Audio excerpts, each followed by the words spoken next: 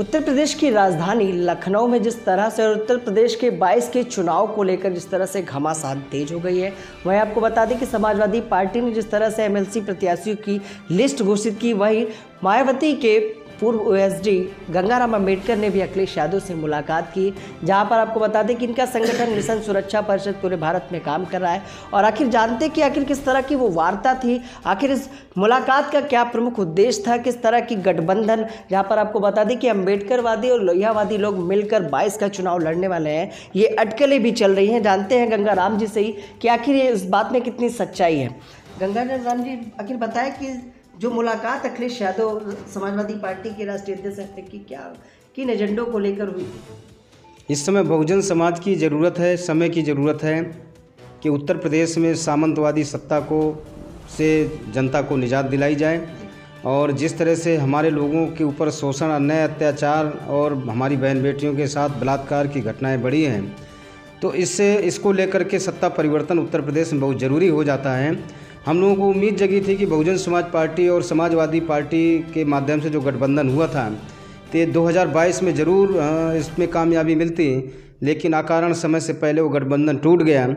तो ऐसा महसूस हुआ कि क्योंकि हमारी तमाम अपनी खुद की सामाजिक मुद्दे और समस्याएं हैं, उन सामाजिक मुद्दों समस्याओं का निस्तारण कराने के लिए हमने, क्योंकि दूसरी बार माननीय श्री अखिलेश यादव जी से मुलाकात किया और जो बहुजन समाज की जो समस्याएं हैं, जैसे कि पदोन्नत में आरक्षण के संबंध में जो सरकार कंप्लाइन नहीं कर रही है, इसको कंप्लाइन कराने के संबंध में, पूर्व की उनकी सरकार में कुछ गलतफहमियों के कारण जो हमारे महापुरुषों संतों गुरुओं के सम्मान में बनाए गए स्मारक संग्रहालय योजनाएं और शैक्षिक संस्थानों का नाम जो परिवर्तित हुआ है, उसको पुनर्बहाल कराने के संबंध में, हमारे जो अनुसूचित जाति जनजाति के साथ साथ अन्य पिछड़े वर्गों के जो सेवा योजक हैं, सरकारी कर्मचारी अधिकारी हैं, इनको भी आबादी के अनुपात में जिसकी जितनी संख्या भारी उसकी उतनी भागीदारी के फार्मूले के आधार पर उनको भी मुख्य धारा पे पोस्ट कराने के संबंध में, उत्तर प्रदेश में एक समान शिक्षा प्राइमरी और मॉन्टेसरी में लागू कराने के संबंध में, उत्तर प्रदेश की जो प्राथमिक विद्यालयों में जो मिड डे मील योजना चले जिससे जातिवाद को बढ़ावा मिल रहा है और शिक्षा को ख़त्म करने की शरारत हो रही है, इसको बैन करा करके और उसका पैसा सीधे अभिभावक के खातों में डलवाने के संबंध में, हमारे महापुरुषों के सम्मान में पूर्व की सरकार में बहन मायावती जी के सरकार में जो स्मारक संग्रहालय बनाए गए हैं उनका अनुरक्षण कार्य और मेंटेनेंस जो उसमें टूट फूट हुई है उसको मेंटेनेंस कराने के संबंध में,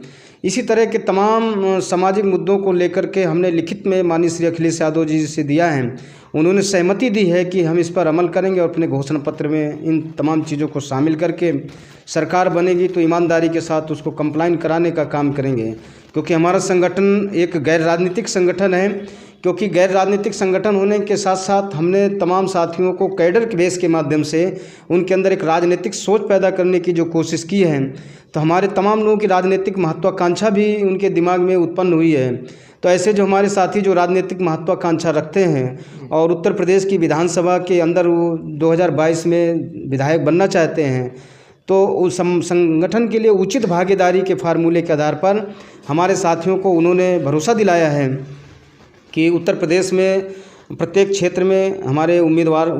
को चुनाव लड़ने का मौका मिलेगा, जिससे वो विधानसभा के अंदर भी पहुंचकर अपने समाज की लड़ाई को, आवाज़ को बुलंद करने का काम करेंगे। इन्हीं तमाम बातों के साथ सामाजिक जो मौजूदा हालात हैं, इनका कैसे हम इनसे निजात पाएँ और उत्तर प्रदेश में सत्ता परिवर्तन कैसे करें, इसी संबंध में एक शिष्टाचार भेंट 29 अक्टूबर को माननीय श्री अखिलेश यादव जी के साथ हमारी हुई है।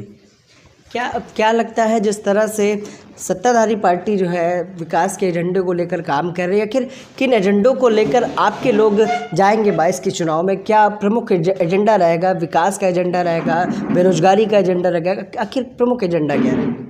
उत्तर प्रदेश की जनता सबसे ज़्यादा तो जो कानून व्यवस्था है पूरी तरह से चरमरा गई, भय का माहौल है, आम आदमी सुरक्षित नहीं महसूस कर रहा है, तो इसके कारण वो अपना कारोबार करने में दहशत का माहौल है। तो सबसे पहले तो उत्तर प्रदेश में सरकार स्थापित होने के बाद कानून का राज स्थापित करने का प्रयास किया जाएगा। इसके बाद जो उत्तर प्रदेश में बैकलॉग कोटा खाली पड़ा है अनुसूचित जाति जनजाति के साथ साथ अन्य पिछड़े वर्गों का, तो उस बैकलॉग कोटे के माध्यम से उसको अभियान चलाकर भर्ती कराने का काम किया जाएगा, ताकि ये बेरोजगारी समाप्त हो और बेरोजगार लोगों को रोजगार मिले। और जो उत्तर प्रदेश में जो कर्मचारी अधिकारी बड़े लंबे अरसे से मांग कर रहे हैं कि पुरानी पेंशन बहाल की जाए, तो पुरानी पेंशन बहाल कराने का भी काम किया जाएगा। उत्तर प्रदेश में माननीय श्री अखिलेश यादव जी के नेतृत्व में जब सरकार स्थापित होगी तो जो हमारे तमाम कर्मचारियों अधिकारियों के जो तमाम भत्तों पे कटौती की गई है, उनके जो विभागों पर लगातार निजीकरण का जो भय सताता रहता है, इससे उनको विश्वास पैदा किया जाएगा कि आपके विभाग के साथ कोई छेड़खानी नहीं होगी। उत्तर प्रदेश में आपको स्वतंत्र रूप से प्रदेश के आगे बढ़ाने में काम करने का मौका दिया जाएगा। इसी तरह जो किसान बेचारे जो उनकी आय कमज़ोर पड़ गई है, उनकी फसलों को आवारा पशु चर रहे हैं, तो उनसे निजात दिलाने का काम किया जाएगा। जो किसान अपनी उत्पादन वस्तु का जो सही से उनको पैसा नहीं मिल पा रहा है, बिचौलियों के माध्यम से उनकी उत्पादित फसल का जो सही मूल्य, समर्थन मूल्य उनको नहीं प्राप्त हो पा रहा है, तो माननीय श्री अखिलेश यादव जी के नेतृत्व में उनको भी पूरा कराया जाएगा। गन्ना किसानों का जो बकाया धन है उसको भी समय से पूरा कराया जाएगा। उत्तर प्रदेश में जिस तरह उनकी सरकार बनने के बाद जो विकास की गंगा बहाई गई थी, तमाम बड़े शहरों को नेशनल हाईवे से जोड़ने का प्रयास किया गया था और लखनऊ के साथ साथ और कई शहरों में मेट्रो सिटी बनाने का प्रयास किया गया था। देश का सबसे बड़ा राजमार्ग आगरा एक्सप्रेसवे बनाया गया था। तो उत्तर प्रदेश में चारों तरफ विकास की गंगा बहाने के लिए श्री अखिलेश यादव जी के नेतृत्व में उत्तर प्रदेश तेज़ी के साथ आगे बढ़ेगा और गुंडे माफियाओं को अंकुश लगाया जाएगा, भ्रष्टाचार पूरी तरह से समाप्त किया जाएगा। गंगाराम जी, क्या कहेंगे? आने वाला एक पर्व है दीपावली और प्रदेश में और जैसे देश की राजधानी दिल्ली में काफ़ी हद तक प्रदूषण बढ़ गया है, तो इस बार दिवाली पर किस तरह का संदेश देना चाहेंगे कि प्रदूषण के लिए किस तरह से जो उसका रास्ता है, किस तरह से उससे बचे, प्रदूषण को किस तरह से रोके, और पटाखे जो दिवाली पे सबसे ज़्यादा जलाते हैं लोग, उसके बारे में क्या कहना चाहेंगे? मैं आपके चैनल के माध्यम से पूरे देशवासियों को इस दीप पर्व पर मंगल कामनाएं करता हूं। हमारे देश में जिस तरह 2020 तमाम महामारी से ग्रसित रहा, कारोबार चौपट हुए, तो मैं कुदरत से कामना करता हूं कि दीपावली की लौ के साथ जो लोगों के ज़िंदगी में खुशियाँ आएँ, उनके जीवन में प्रकाशमय हो, उनके जीवन में खुशहाली आए, देश तरक्की की तरफ आगे बढ़े। और देशवासियों से अपील करता हूं, क्योंकि ये जो महामारी है कहीं न कहीं हमारी छेड़खानी जो कुदरत के साथ, हम मानसून के साथ, वातावरण के साथ, जलवायु के साथ जो छेड़खानी करते हैं उसका दुष्परिणाम है। तो इस जलवायु वातावरण को स्वच्छ सुंदर बनाए रखने के लिए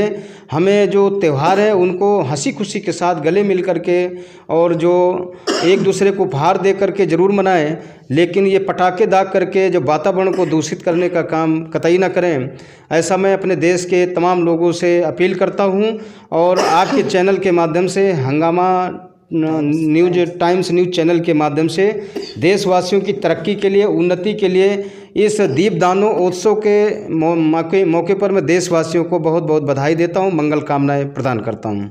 तो ये थे हमारे साथ गंगाराम अंबेडकर जी, जो कि पूर्व मुख्यमंत्री मायावती के ओएसडी भी रहे हैं और इस समय जिस तरह से पूरे देश में मिशन सुरक्षा परिषद को लेकर काम कर रहा है इनका संगठन, वहीं अखिलेश यादव से इनकी जिस तरह से वार्ता हुई कि जो भी इनके संगठन में काम करने वाले लोग हैं किस तरह से 22 के चुनाव में अपनी कमर कस रहे हैं। अब देखना ये है कि अंबेडकरवादी विचारधारा और लोहियावादी विचारधारा मिलकर 2022 में किस तरह का इतिहास रचने वाली है। जहां पर आपको बता दें कि आने वाले पर्व दीपावली पर भी उन्होंने शुभकामनाओं के साथ ये मैसेज भी दिया कि पर्यावरण को सुरक्षित रखें और प्रदूषण से किस तरह से बचें। आकाश के साथ मैं विक्रम आपसे इजाजत चाहूँगा।